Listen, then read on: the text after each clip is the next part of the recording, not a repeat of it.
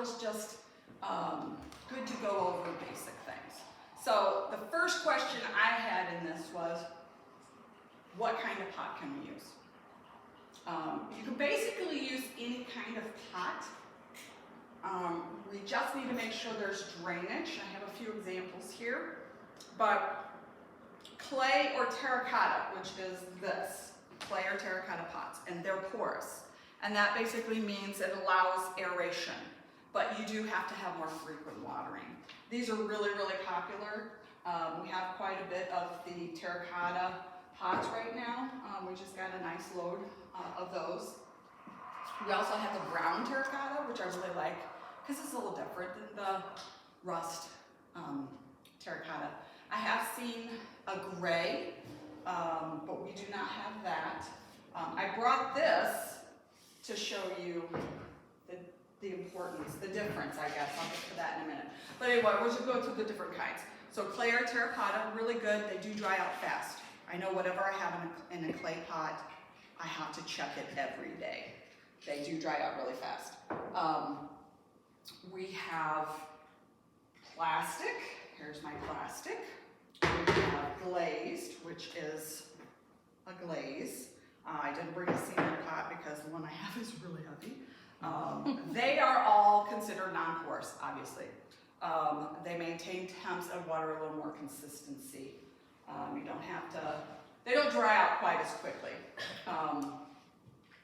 Wood planters are great, but you want to make sure you get cedar or redwood because they're a lot more rot resistant, yes, and pest resistant. I wouldn't suggest treated lumber because the chemicals they use in that treated lumber can seep into your soil, and if you're doing vegetables, that can also get into, you know, if you're going to eat those. Flowers, it might not hurt so much, but definitely I wouldn't do it with vegetables. You don't want that in there.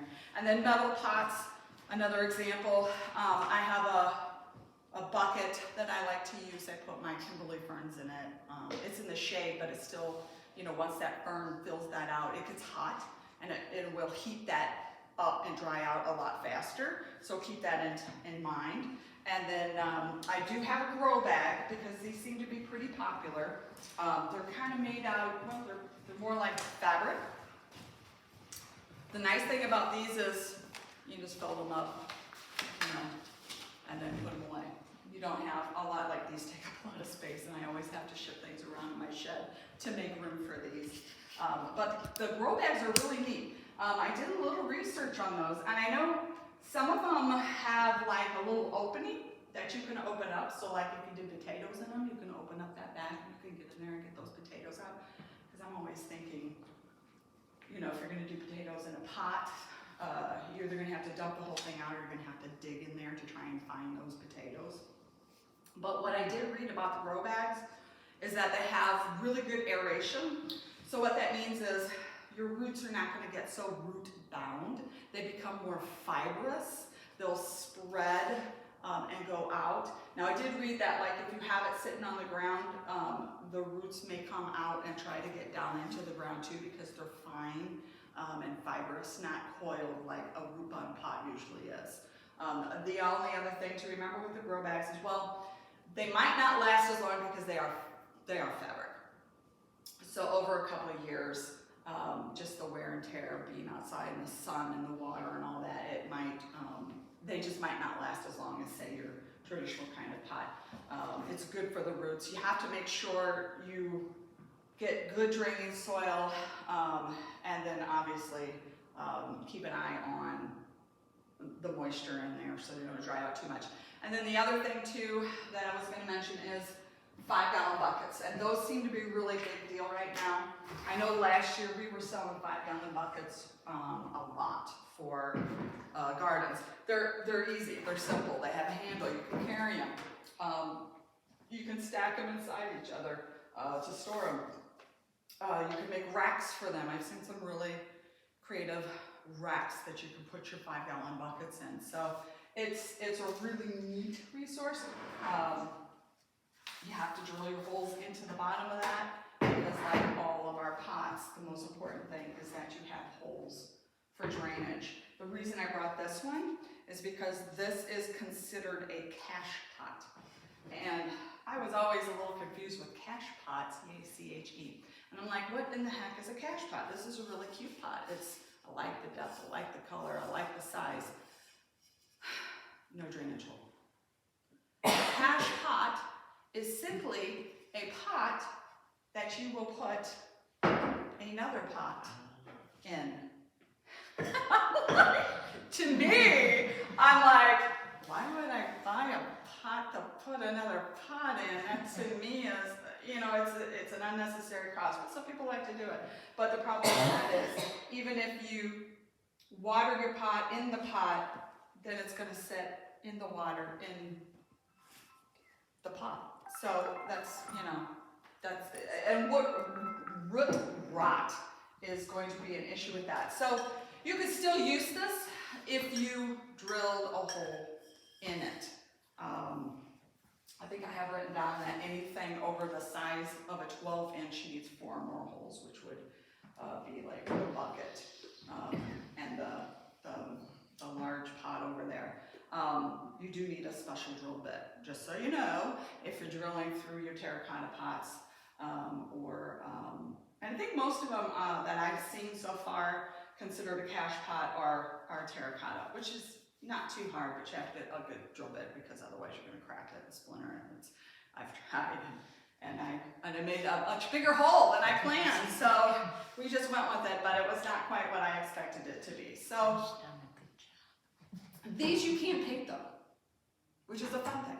If you don't like white, if I've got a pink one over there, you can paint them. Just keep it in a light color, because the darker you go, the more the heat of the sun is going to absorb it in there.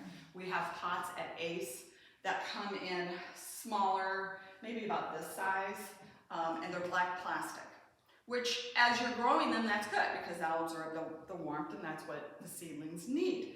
But as they sit outside on our racks in the sun, that black pot just dries them out really, really bad. It just absorbs all the heat and dries them out, so sometimes it's a battle just keeping everything watered. So just a tip on that one. Again, all pots need drainage holes, 4 more holes if it's over 12 inches. Size. So the next thing would be size. The larger the plant, obviously, the larger the pot. I read this and I wrote it down, and I was like, okay, so here's what it says. Consider mature root depth, which is vertical, and spread, which is horizontal, when sizing a container for a plant. To me, that just seems very complicated. So I would just simply say the bigger the plant, the bigger the pot. It's like, deeper is better, obviously, than wider. It provides room for your roots to grow. This is probably the biggest one that I have, and I think I've done, I'm trying to think of what I've done tomatoes in this, and I've done a hibiscus tree, I believe I did in this, which did fairly well, and the tomato did well too. So deeper is better than wider. You need that space for the roots to grow. Shallow rooted plants like lettuce will do well in a lower depth container, and that's the reason I brought this one, because I had put, I think it was a mesclun mix, and at the time it was really neat. You can find them, although we don't sell them anymore, but it was in a small flat package, square package, and it was sized to fit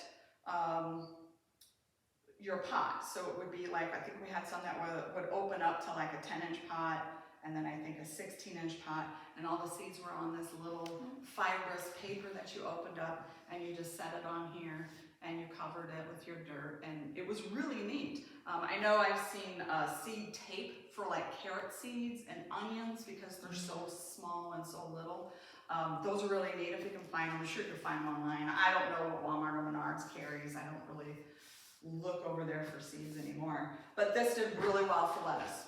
Lettuce will do really well in a pot like this. And I could probably have done maybe some radish or some carrots in there. I personally don't eat radish. To me, they're hot. And I don't know, they're very hot. I like the crunchy, but it's kind of like horseradish. Horseradish is like, I can't believe people can eat that stuff. It is so strong. I'm just like, it's like wasabi. very hot. So shallow rooted plants will do well in the shallow pots. And then of course the taller plant will require touch. So I have minimum depths for certain plants. And this is all going to be also in the little packet that I have done up for you guys. So 6 to 9 inches is the minimum depth for shallow rooted vegetables. Chives, lettuce, green onions, radish, spinach.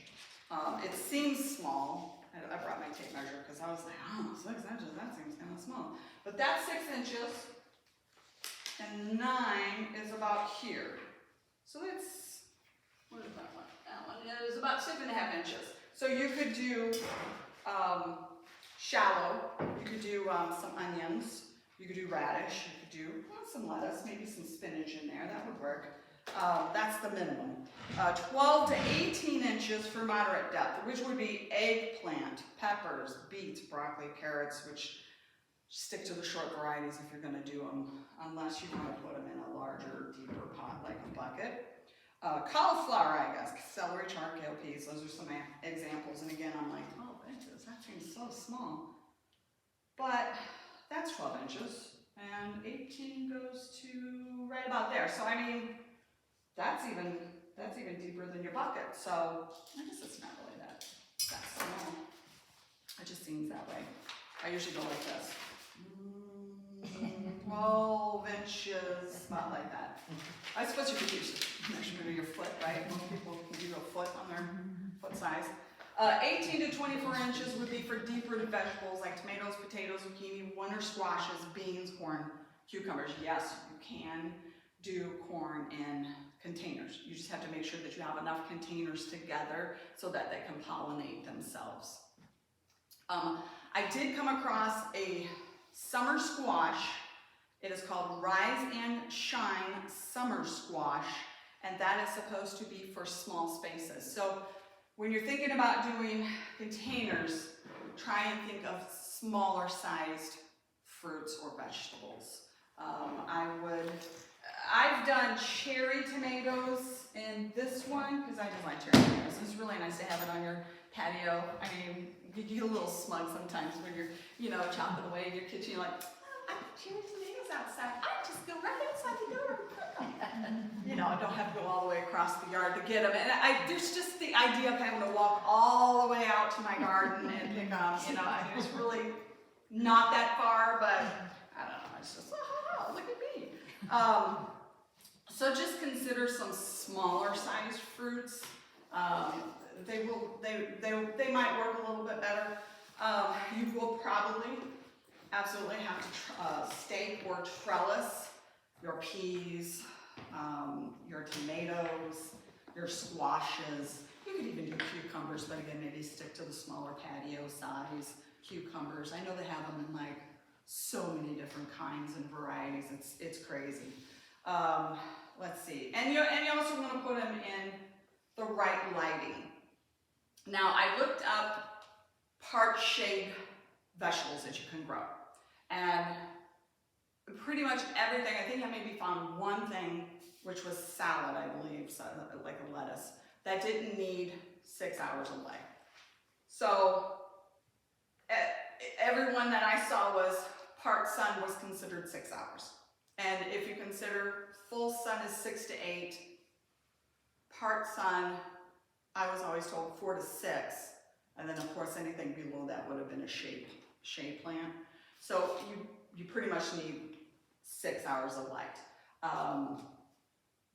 But which is nice, because if you're doing it on your patio or your back deck, as long as you can move it, and this is why I brought my handy dandy little roller fan. The nice thing about those, and I think I picked these up, you can tell, it's pretty old. Surprised the wheels haven't broken off them yet.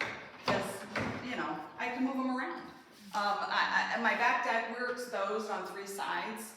We have a field next to us, open lot behind us and to the west of us, and that wind just whips back there. So there's been a lot of times where I've had my pot out there, but I've had to move them because that wind just will beat them up. That's almost worse than I think the sun. You get the sun and you get the wind. So it's really convenient to have the rollers because then you can kind of move it out into the light if you need to. You can move it back on, I mean, it was like June and July. I mean, even last May, wasn't it? We had like 90-degree weather in May. It gets really, really hot. So you could like move it into shade a little bit to kind of help it. So that's really nice to have. Try and, we have a deck. Well, we also have some cement patio and sidewalks, but where do I put my little feet? If you're gonna put it on cement, try and elevate it off of the cement. And these are just little feet. I don't even know when I bought these, probably on clearance because I'm cheap. And you, I don't know anything else on sale or clearance. I'm just like, thrift store, let's go. I'm very proud of my daughters. They all learned thrift storing from me. A couple of my son-in-laws were a little bit snobbish in the beginning, like, thrift stores, those are from other people. You know, we leave that for people who need it. And I'm like, you just clearly don't understand the process here. So these are really cute. We do have some. We just got them in on that shipment with the clay pots. End of season, if you see some on sale, pick them up. Sometimes I think they go down to like $1 or something. You can just cheap. If you can't find those, use a little piece of wood or something, or maybe a little brick. But the idea is to get that up off the pavement so you can get some air through there, and that way that heat on that pavement is not conducting up into the pot, which is going to dry that out. And it'll dry it out quickly. I know from personal experience, and I'm not a pot, but we have like blacktop at the hardware store, and I will be out there working, and I'm standing on that pavement, and I've got the sun beating down on me from the top, and I'm telling you, it gets really super hot. So just consider that as just to aerate them. I know I use them on my wooden deck because if you know you set that directly onto your wood and you continue to water, it can rot your wood out right underneath it. So it's just a, and again, if you don't have them, get a piece of wood, get a brick. I mean, there's plenty of places. There's a big pile of bricks out by the Public Works. Go through there and grab a few. I don't think they care. They're just dumped there because they didn't know what to do with them. So what kind of plants? So anything, basically any kind of plant you can put in the pot. Now we all know about flowers. That's easy, you know. And you can seed your flowers directly in the pot. Once you know frost is gone, I've done that. Again, I'm cheap. You get a packet of seeds. There's like a lot of seeds in there. It's so. Just with the price of everything going up, you know, you can buy a packet of seeds for almost the same price as you can for a small plant, you know, and stuff. So I just go that direction. But for purposes of this evening, we're just mainly focusing on vegetable plants. A few of the popular ones, obviously tomatoes. Now I was reading, and I did not know this, that you're supposed to plant your tomatoes deep. And this one site said that 2/3 of the plant is supposed to be underground. I did not know that. And I don't think I've been planting mine deep enough. It said to put seedlings deep enough to cover the stem up to the first set of bottom leaves. And it said that tomatoes form roots all along the berry portion of the stem, that the tiny bumps on those stems are undeveloped roots. So if you stick that under the ground, you're going to have multiple roots coming off of the stem of that plant, which is going to make your tomato plant thrive even more. I did not know that. I thought that was cool. And that same website was talking about sideways planting in a trench. You know about? I haven't done it, but a friend. Have you read it? I Yeah. Yeah. I thought, well, I've never heard of that before. You just trench it, and then you pretty much you kind of plant it sideways, and it's supposed to make it stronger so that it's not, you know, as floppy. You know, you still probably gotta stake it, but you find the neatest things online. I haven't done it, but I haven't either. But this is the first time I ever read about this, so. My dad used to plant them like that. What did you put? Yeah, it's the coolest thing. So I will mention, because I was not aware of this, but tomato leaves are toxic to cats and dogs. And if you're thinking about planting them in pots like on your patio or near your home, A lot of times, you know, you have a garden and it's fenced, so your pets aren't gonna get in there. But if you have it out and your pets are out, be aware that it is toxic. And then I guess raw potatoes, onions, garlic, and chives, just as a side note. No, I'm sorry, I missed it. Tomatoes, the leaves are toxic to cats and dogs.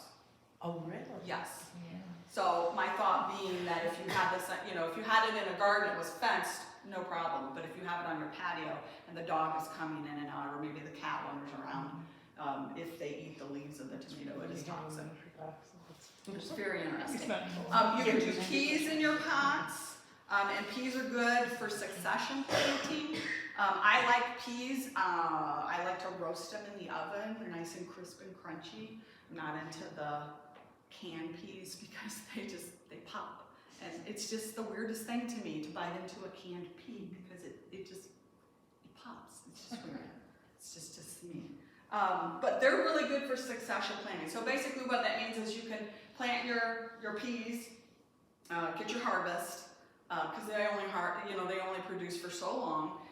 Pull that up and then put another one in because they enrich the soil with nitrogen. So that's a good thing. So it's not like, you know how they alternate corn and beans every year because one will deplete the soil of nutrients. It's like the problem like with the Dust Bowl because they've never rotated the crops. They didn't know to do that. But with peas, it actually it's beneficial to the soil. So you could even pull your peas up and plant something else in that, you know, in your garden or in your pot per se, and it would be good for the plant. It wouldn't hurt it.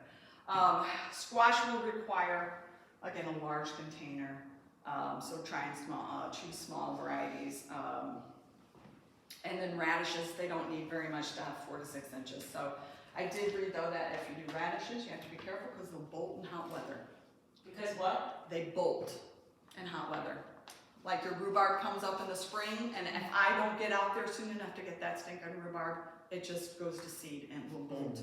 So radish is known to do that in the heat, and it's said to move them to the shade and make sure they're well watered to keep them cooled down.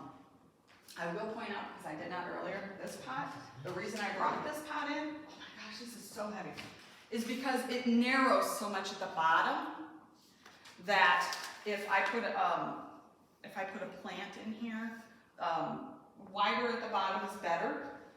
I've done flowers in here, but I don't think I would do a vegetable only because as it narrows too much at the bottom, it's going to kind of cause root bound. Like the roots aren't going to have enough room to spread and it might choke the plant out. That's why I brought this one. And this one is unbelievably heavy. No, I did not buy. So, how many plants? And that's a really good question. How many plants a container?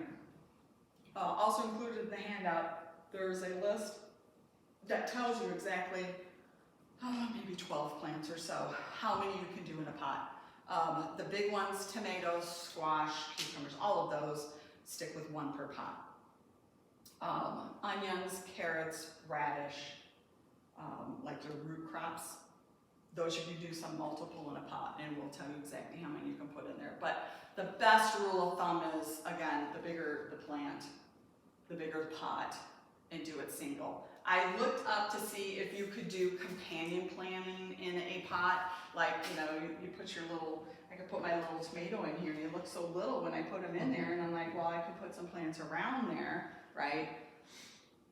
Well, that space is gonna get filled as it grows, but also too, they'll start competing for nutrients and water. So it's just best, unless you have like those really huge whiskey barrels that some people have, or a big stock tank, then you could like fill that little sucker up, do multiple you could do in there. But for your pots, especially like your buckets, just stick with 1 unless they're the smaller ones. But that chart is real helpful. I meant to have one over here, but I don't want to walk over and get it. So on memory, that's what I'm going off of.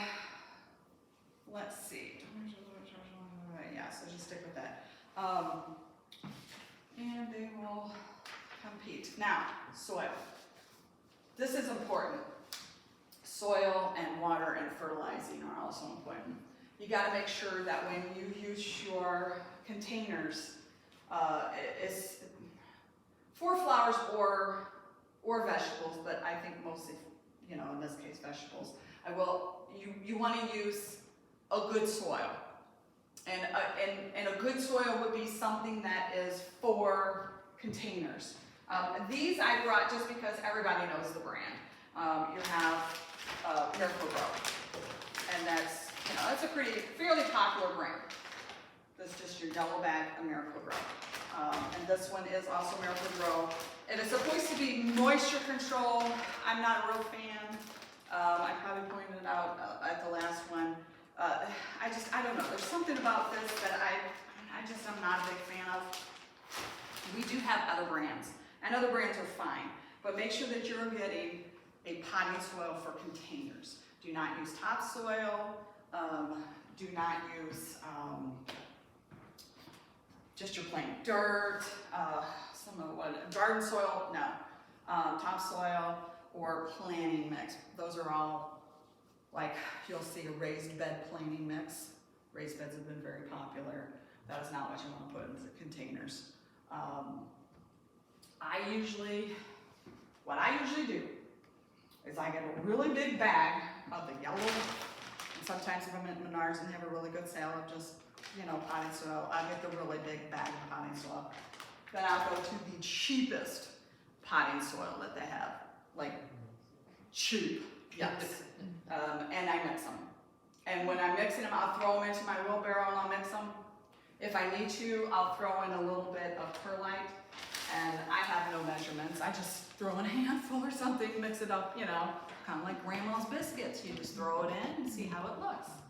And I mix in some perlite, and then I will mix in if you have dry fertilizer, at that point, I will mix in my chicken poop. And I just love chicken poop.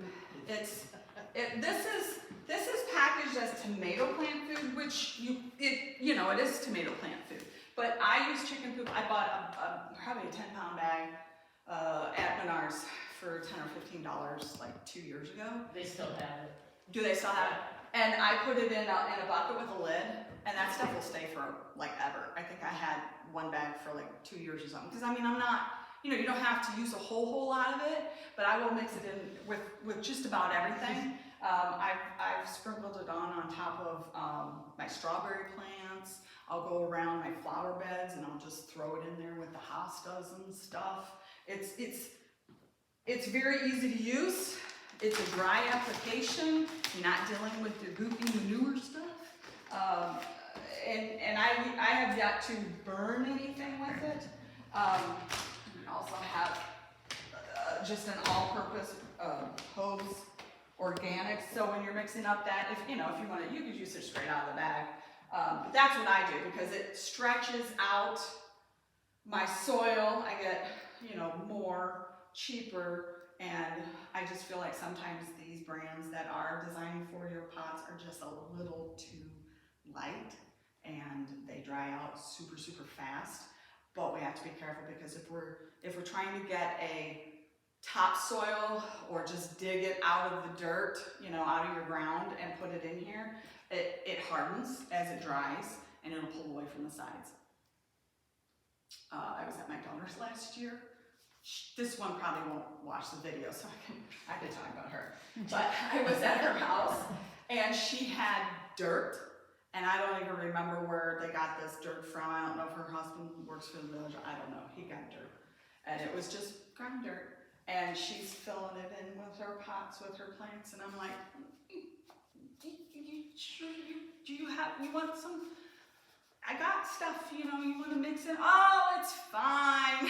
Well, about a month or two later, her plants were not doing well. It had dried like solid, and then she's like, I think this soil's not quite right for my plants. And I said, yeah, you need to change that out, and she did. But I was like, by then, I think the damage had been done, and they didn't survive. And for me, I'm just like, I'm sitting there trying not to be like, give me that. But you spend all that money on the plants. You know, I mean, things happen. And not everything is a success. We learn from those things. Weather is a big thing. I know we've had some Junes when like May was been really, really hot, and then June hit and it was cold, it was wet, we could not get out of the rain. That's a struggle too sometimes. Nice thing is if you do have containers and it rains and it rains and it rains, you can kind of get that moved to a sheltered area so that your pot is not just sitting in water for a week at a time. That was a tough spring. I would say don't add gravel to the bottom of any of your pots, even if you have drainage holes. I know the wind is really bad where I'm at. I have 2 planters at the front of my house, and I have put like some cement in the bottom so they don't tip, but I have other pots that I have put in those that are setting up on top of those so that 1, they can drain, but 2, the wind doesn't blow them over. But if you have a pot, even a bucket, even one of these, I would not advise that you fill it with gravel. That's just going to kind of retain the water, and it's going to make it super duper heavy for you to move if you have to move it. They do say that it's not recommended. You're going to need about 0.75 cubic feet of potting soil per 5 gallon bucket. I would need more probably for that big one, but if we're looking at probably about this basic size, it's going to take you about 3/4 of a cubic feet. Most of them are labeled, like we have 1 cubic foot, 2 cubic foot, and then there are a couple bags that are labeled at our store 0.75 cubic feet. I did look this up, and I tried my best to get as accurate, because it's frustrating when you go, you're like, well, how much soil do I need? And if you're filling a raised bed, it's like, well, how much soil? I don't know how much to put in there. And I'm always like, well, get more than what you think you need, because then you have it like mulch, and if you don't need it, you can bring it back. But I always find some other place to put that stuff, so it never really goes to waste. And 2 cubic feet should fill 3 5-gallon buckets. And you want to leave a little bit of headspace, obviously. Like this has got like, you can see the rim here. I usually go up to just above that rim, because you don't want, I know I've filled mine up a little too full sometimes, and then you go to water them and everything starts splashing out of it. Or if we get a heavy rain, everything kind of splashes out of it. Or if your squirrels come up and decide they want to dig through there looking for the nuts they couldn't find from last year, which I understand how that feels. So you want a little bit of headspace. It did say, let me see here, the handle anchors, so like here, it is approximately 5 gallons up to that point. So if you filled it all, probably up to about that point, that would give you enough headspace. And that would take 2 cubic feet. So we do have 2 cubic foot bags, and those generally should fill 3 5-gallon buckets. I think I might have that in the packet. Watering. So I have a note, you may consider drip irrigation. Awesome. If you have a setup that you can do that, that is great. I know most of us don't have that space or that, money to just, do that. I would recommend a rain barrel though, if you ever can do a rain barrel, only because our water is so hard. And I know I've talked to a lot of people who have well water, but they still have hard water. It doesn't guarantee if you have well water that it's not got, natural minerals in it. How do you keep it from spoiling the rainwater? The rainwater? Lid? I haven't had a problem with it spoiling. Yes, a lid with a screen perhaps. Yeah, I need mesh. Yeah. The rainwater itself doesn't generally spoil. I have a pond, but I either put the pellets for mosquitoes in there for larvae, or as long as you have that water moving, you don't have that problem with mosquitoes. And that you can also put in a rain barrel if you're worried about like larvae larvae, you know, mosquito larvae. I think it's covered with like a screen. You're not going to have that problem, but just in case, you could throw those little pellets in there. And that's okay to still feed the plants? Yeah, and it shouldn't. vegetables? Yeah, it shouldn't hurt anything with that. But I've not had any problems with the rainwater. This is my first year trying Yeah. it. I mean, Rainwater, if you're watering your plants with rainwater, you probably will run out of rainwater before you Right. have that problem. And that's something we can talk about later too. But somebody at the hardware store had come in and was talking about they had their water softener hooked up and they were watering their plants. And I never thought of it before, but the salt in your water softener, if that's going through and you're using that to water outdoor plants, that could be an issue with that added salt in there. So that's something to consider, because she was telling me they hadn't had problems like that before, but they're in like a new house with the water softener, and she noticed that her plants weren't doing quite as well as they had been before. So that's always something. White water is, it leaves that like white film, you know, when it dries on your plants. So rainwater is nice if you can get it. So anyway, watering your containers. They vary from season, obviously. You know, it's gonna be cool when you put them out in the spring, and then it's gonna heat up, and then it's gonna get cool again. So just consider your placement of that. I mean, and again, if you have them on wheels, you can move them, and that helps. The type of container and the plant needs. Again, some plants you can get away with a little more shade than others. But if I was always told, if you want flowers and you want vegetables, you have to have sun. I have so many people who come in and they say, oh, I want some flowers. Okay, where are you gonna put it? Well, I'm gonna put it on the north side of my house. I said, how much sun does that get? Well, I don't know. It gets like, you know, maybe 4. I said, but they want it like say a coneflower or a daisy, and they want those in that spot. And I try to convince them that's not a good spot to put those, because they need that sun to produce those flowers. But they say, well, I'm gonna try it anyway. So I say, okay. I'm sure it'll be okay. You know, I try to end it with something positive, like, I'm sure it'll work okay. But sidebar, you know what? That's what gardening is. It's trial and error. And when I first started, I really didn't know anything about it. I weeded my dad's plant bed when he was in the hospital, and I thought I did a great job. And when he came home, I said, how do I do that? And he said, oh yeah, it's great, but you pulled half my plants out, you know? So when I moved here and I bought a house, and then I just, you know, started putting in plants that reminded me of things. We lived overseas on an island, and they had hydrangeas all over that island. It was just, they were massive. And so I planted the hydrangea because that's what it reminded me of. I love lilacs. I planted a lilac. We lived out west. They had a lot of the arid plants, and Russian sage was big out there, so I planted Russian sage. The nice thing is, if it doesn't work over here, dig it up, and, you know, with perennials, obviously, dig it up, move it over there, you know? I mean, gardening is trial and error sometimes, you know? I have certain places in my yard where the soil just must not be very good, because I can put, like, hens and chicks are supposed to grow anywhere. They won't grow in my yard. This is supposed to be one of the easiest things to grow, and I can't grow it. I can't grow dianthesis. Glardia does not want to grow in my yard. I don't know why. Fescue can't grow fescue. I mean, I've spent like 3 years trying to grow something. Finally said, okay, it's not going to work here. So it's a lot of, if it doesn't work this year, try something again next year. And again, that's why I like having a journal is good, to write those notes in there, because maybe that plant didn't do good on the east side. Maybe if you move it to the west side, it'll do better. I had hydrangeas that I pulled from my house when I moved, when I got remarried and moved, and I had them full sun in the corner of the house. I think it was southwestish. They just would not, it was sad.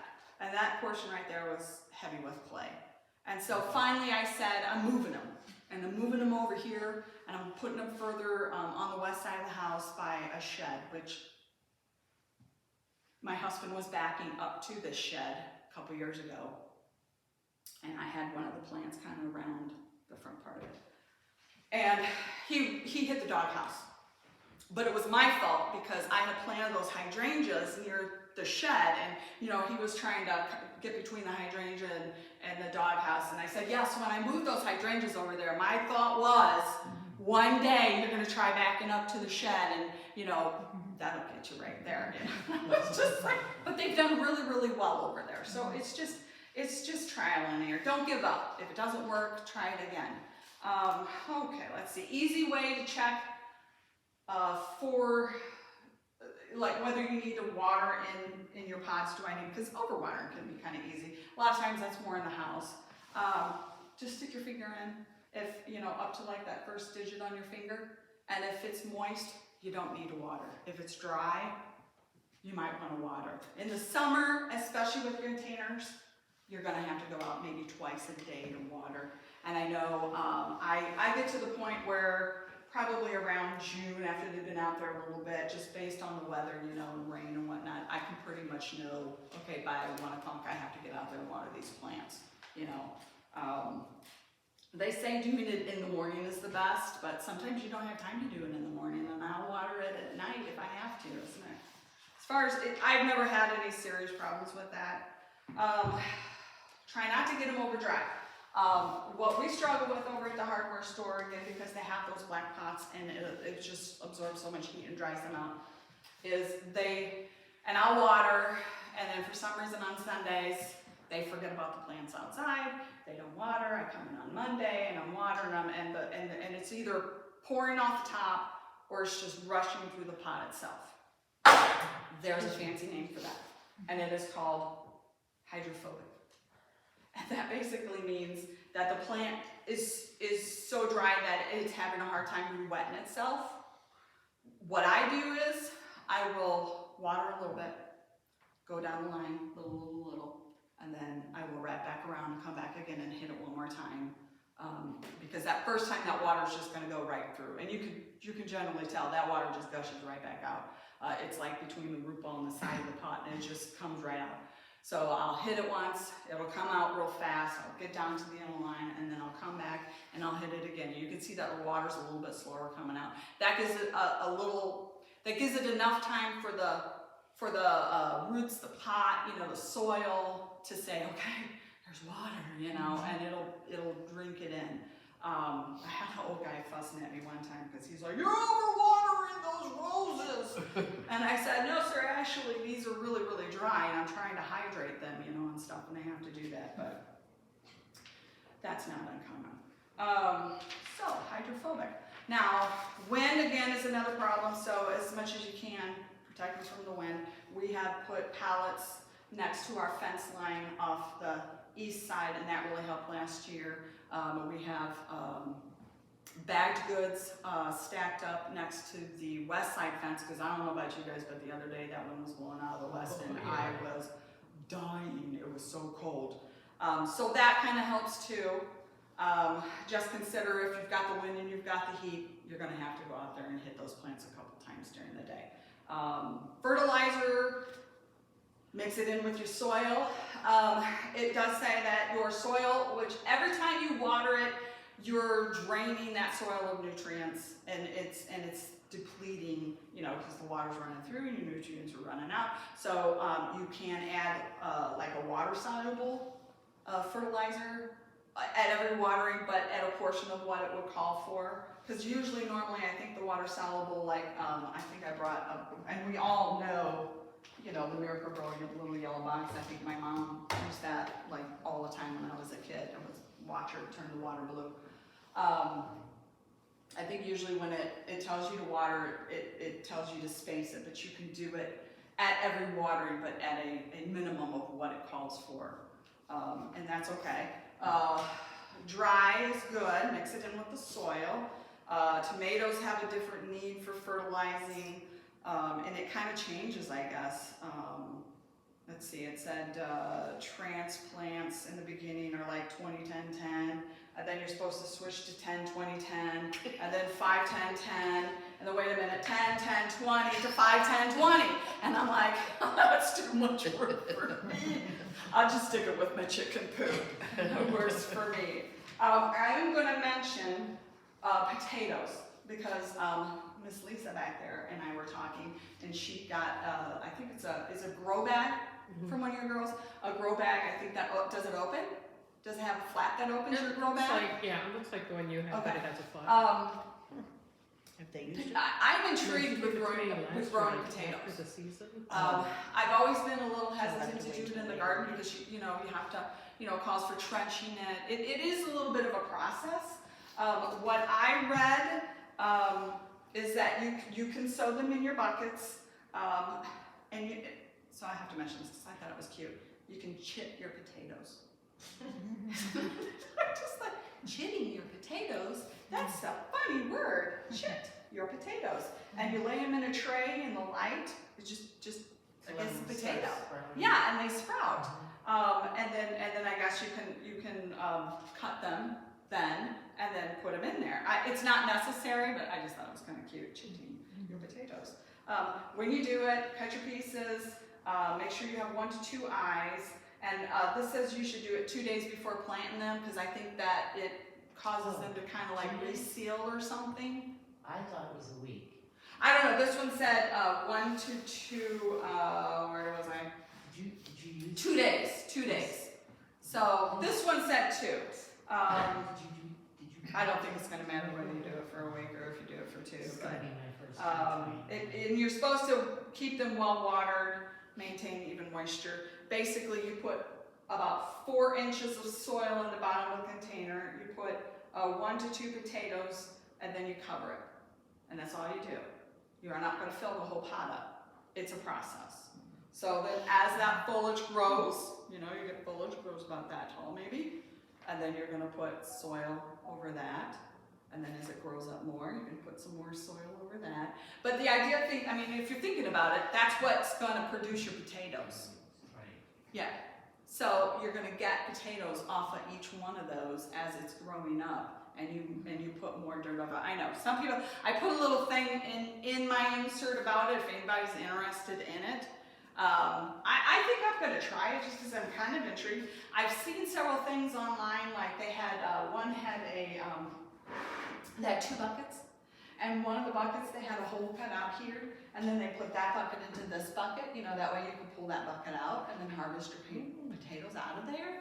Another one was like a pot. It was kind of like a pot like this, but it was a taller one, and they had cut sections out, and then they had put that pot inside another pot, so that when they went to harvest it, they took that inside pot, and then you could just pull your potatoes. If you didn't want to get that fancy, you put it in a bucket, you could just tip the bucket, right?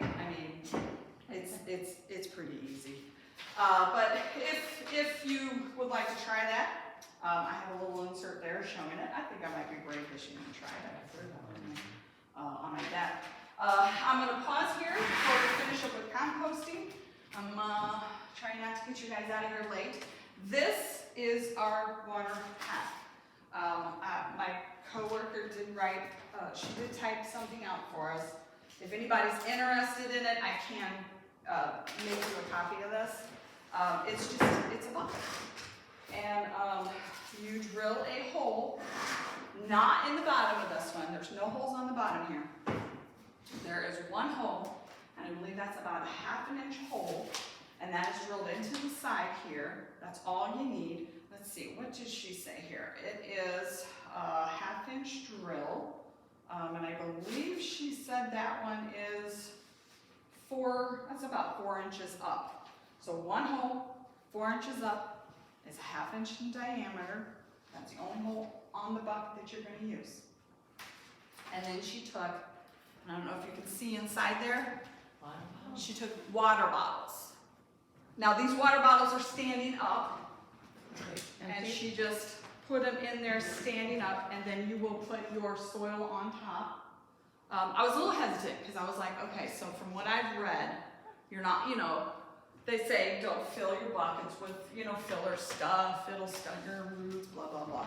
But I looked up online, and actually water bottles are they say it's good for aeration.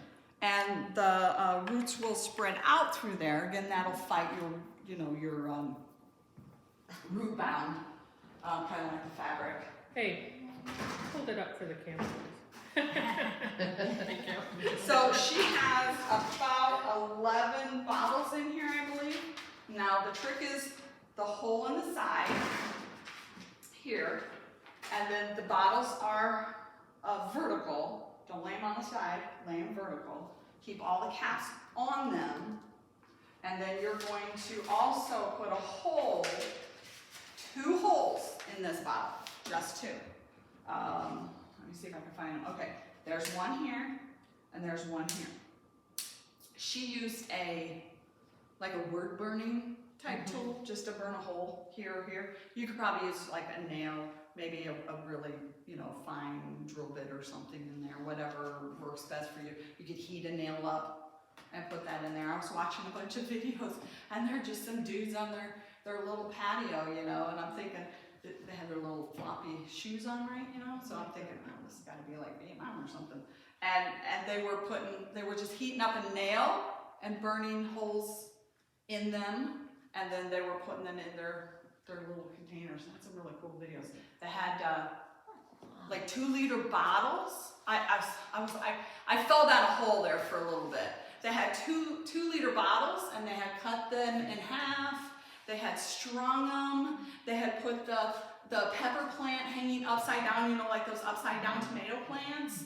And then they had like scooped a bunch of like just kitchen scraps in soil, and then put some more dirt on top of them, and then they come back and they show you how it's grown, so I was like, wow, this is really cool. With just a little bit, just a little bit of what they had. So then you're gonna put those holes, just 2 holes, and you're gonna put those holes, let's see, this is about a little less than 1 inch from the bottom, and then this second hole, I apologize, it would have been much better presentation if she had been doing it herself. You're going to put this one, because it's going to be vertical in here. That second hole is going to be about 1 inch above this bigger hole. So the idea behind this is, and then you're going to put your soil in, stick in your dry fertilizer with the soil if you want. Putting your plants in here. So the idea is, and leave your caps on, the idea is as you water your plant in that bucket, that water is going to seep into those bottles. This will be your escape hole, right? So that way you're not going to be soaking wet, and you're going to get root rot. So it will drain, but it will keep the water in these bottles, and then and then it will slowly continue to water that plant. I think she said it would go, depending on where you have it placed and stuff, that she went several days, if not, sometimes 5 to 7 days without having to water it. Which is, she has a friend who's done that. She actually learned from him. And I said, well, where did he learn it from? And she said, well, they got off the internet. And I said, well, I don't know. I could not find this on the internet. But they said that they had really good success doing that. I would say when Ace did the bucket gardens with the kids for summer that's reading, what they did. We had several parents come back and say that worked. Did they say it worked really well? They really liked it.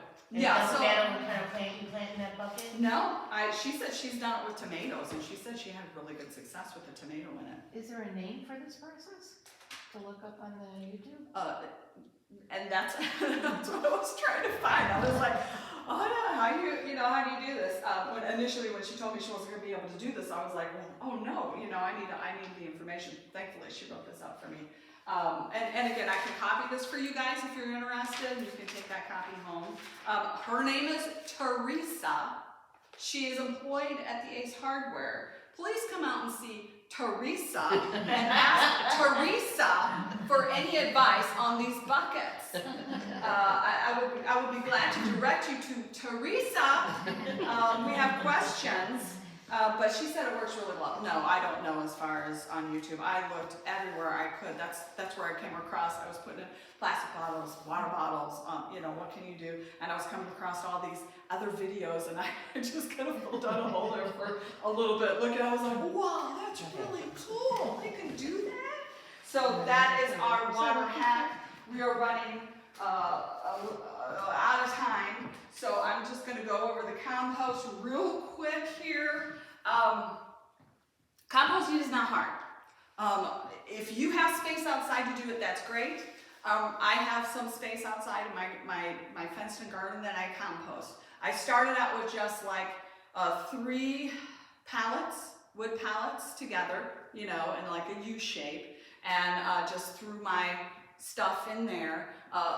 From what I read, you know, if you can get the worm activity in there, that'll help break down your compost. That's good. And worms poop, and that worm poop is good. We have, it's called castings, worm castings, and we actually were selling it out at the store. You can do composting with worms, but I didn't look any of that because I thought that's gross and I don't want to do worms.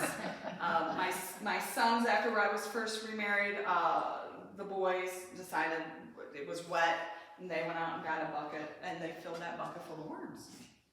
The whole bucket full of worms. And then they set it on the patio. And then it was forgotten. And then it was stinking. And I think you came out, and I don't know if you made them dump them, but then my son decided to take it to the lawn and dump it. Oh, And then somebody it became a huge, so ever since the worm episode, I am not much of a worm person. But it is possible. I think it's called vermicomposting, and that's all worm related. You can look that up on the internet. But we're just talking about your basic compost, green materials, brown materials. And the most important thing to remember is that you gotta have it's like 50-50. You gotta have 50% green and 50% brown. Some of the, composting is really good. I was reading a lady, and she said they had real hard packed soil, and she took like 3 years of just mixing in compost, you know, and it really turned it into to really good soil. Okay, we're all looking around, so what's green and what's brown? Okay, so I know them, but so I don't forget anything. Your green materials, that's like, you know, that would be like your green living. Okay, so vegetables and fruit scraps. Coffee grounds are great. I use coffee grounds a lot. Tea leaves, tea bags, coffee filters you can put in there. That would be more of a brown, but you can still throw that in there with it. Fresh grass, but make sure if you do your fresh grass, you don't use sprays or weed and feed on that. I know that's hard because like I use grass clippings. If it's gone too long and I know I need to bag it because it's, you know, I hate raking up grass. I'll dump it and use it as a mulch in certain areas, you know, like next to the shed and stuff, but I can't use it in my in my compost because I've put weed and feed and I've sprayed it, so you don't want that in there. You can use plant trimmings from your garden, just do not use anything that is diseased, because that will affect your compost. I clean up like house plants and stuff. You can use those leaves that you cut or the brown ones that you pull, throw that into your compost. Brown materials are leaves, and we are in abundance of leaves around here. If you can mulch them and then put them in, that's better. Anything you can break up, straw, dry hay, or wood chips, sawdust is great. I wouldn't use it if it's from the treated lumber, but untreated wood. Dry, again, grass, paper, newspaper, if you can shred it, that's great, you know, just paper, eggs, nutshells, hair, animal fur, I've done that. Any kind of shredded newspaper, paper towels, paper tubes. Can you put dryer lint? I'm sorry? Can you put dryer lint? Yeah, you can do that too. Do not do fish, do not do whole eggs, dairy products. You don't want greasy food in there, nothing deep fried. I would not recommend bones. That would take like eons to decay. Don't put your dog waste or cat waste in there. Again, no diseased plants. Seeds of weed. If you're pulling weeds, do not put your weeds in the compost. If you put your weeds in the compost and the compost doesn't get hot enough to kill those weed seeds, you are going to be spreading it on everything. That would not be good. And again, anything treated with pesticides. So those are greens and those are browns, and you want to kind of mix half and half. I started out putting it in a pile in my garden. You need to mix it and turn it a couple times a week. The more you chop up something, or grind something and put it in, the faster it's gonna decompose. It depends on how much time you wanna take. I wouldn't put avocado skins in your compost because those things just do not break down and decompose. Yeah, I mean, I was pulling out like, you know, the half of the avocado skin that my husband threw in there, you know, a year later, and I'm like, this thing didn't do anything. I don't put sticks in because the sticks just take so long to decompose. And again, the main ingredients you need is your balance of browns and greens, water, because if it's too dry, you're going to have to squirt some water on there because that water is what's going to kind of break it down, and oxygen as you turn it. You can put it in the sun, which will speed up that decomposition, but also dry it out a little bit too. They have thermometers. Some people want to temp their compost and make sure it gets to just the right temp. And I'm like, that again, it's a little too much work for me.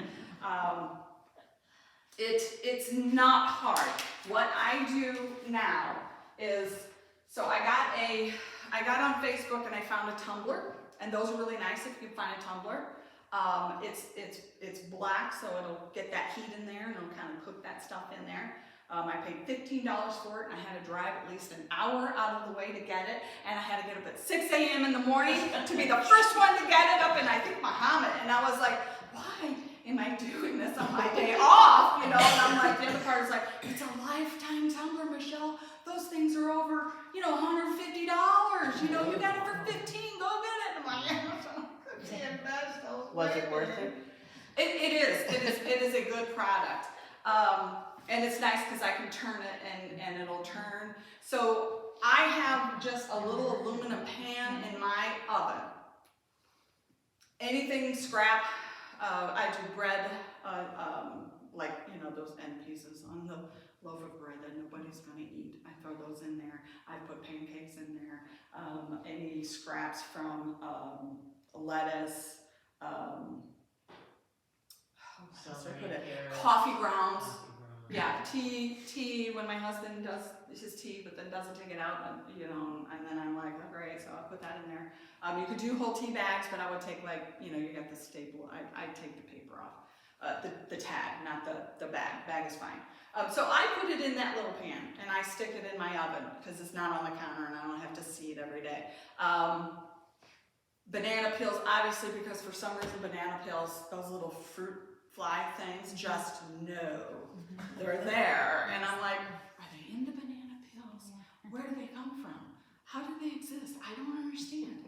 So those sometimes tend to get a little buggy. When they get buggy, I take it out. I have a garbage can, just an inexpensive can, and it has some holes in it, holes on the side, and some holes on the bottom. So I can get, like, some of those worms will come up into it, you know, and stuff, and eat that up.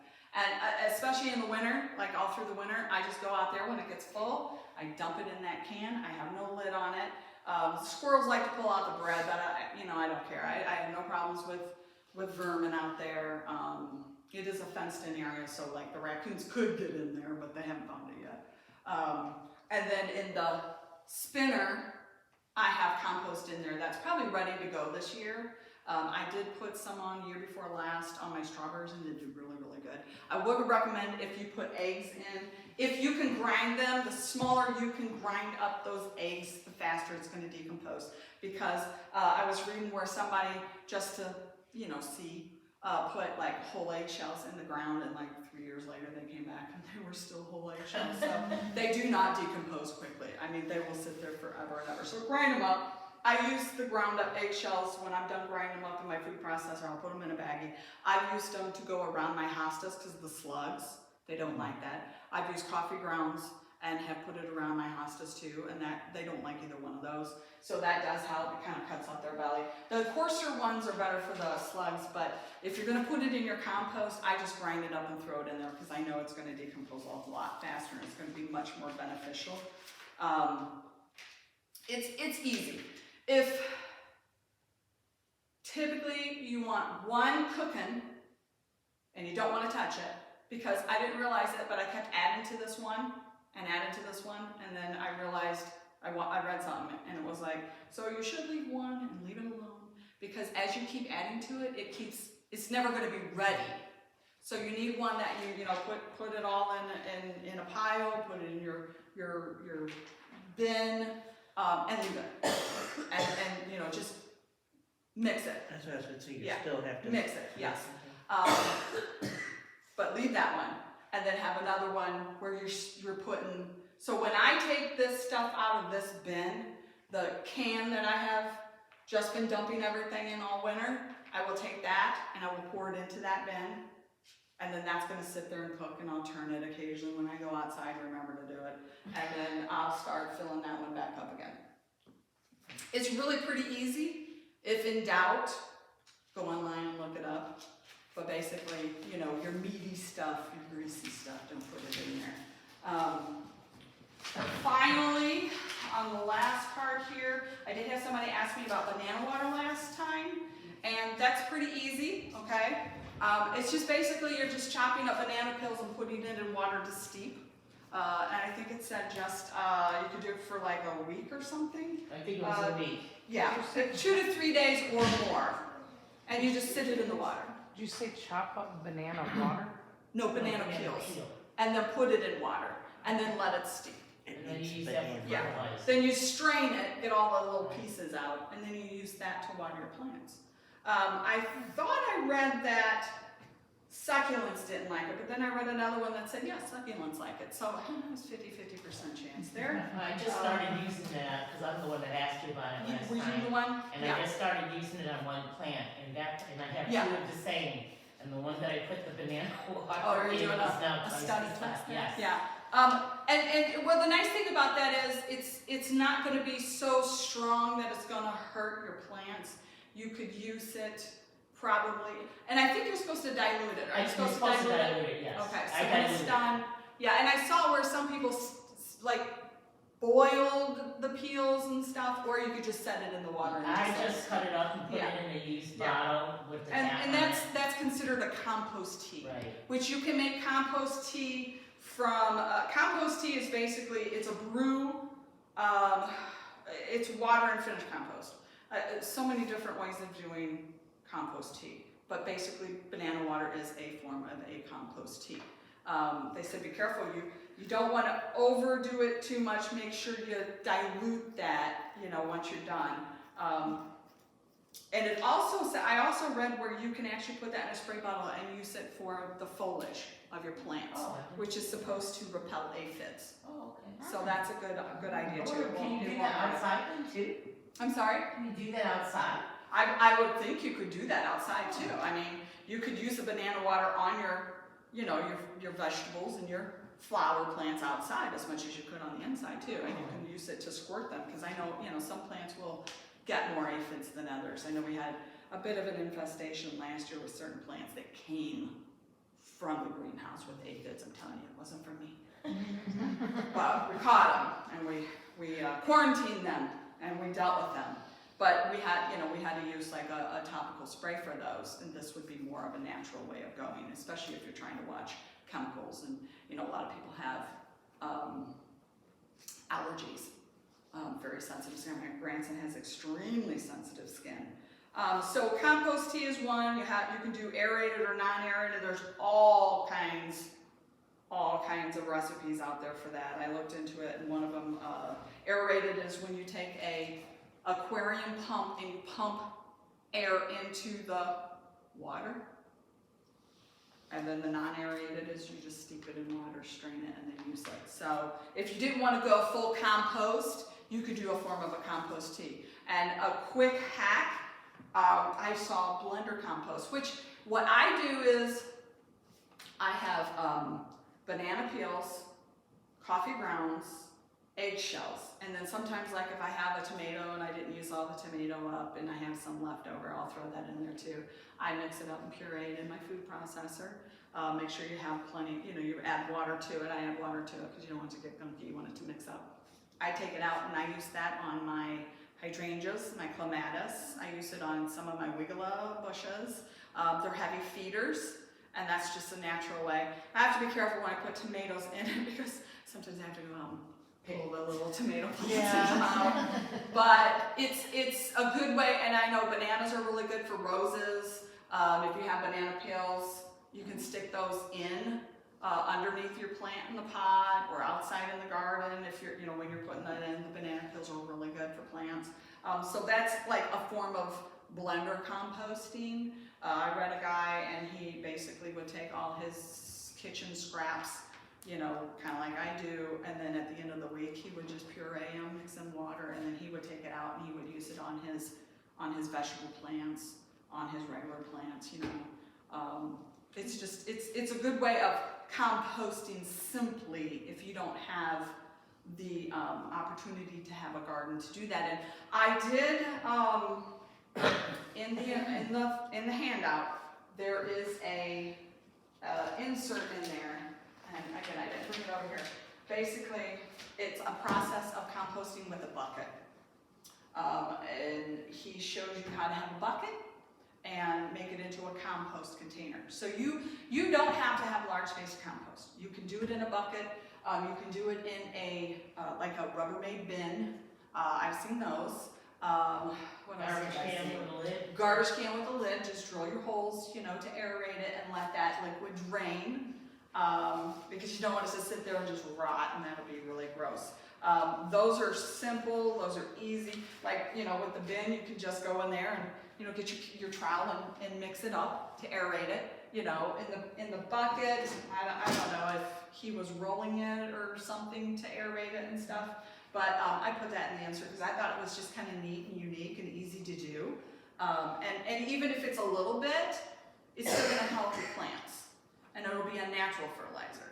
It's not going to be a chemical fertilizer. You know, and again, a lot of people want to go organic. That's a good way to do it. And you're not going to burn your plants using something, you know, scraps from your house. So it's really, really not that hard.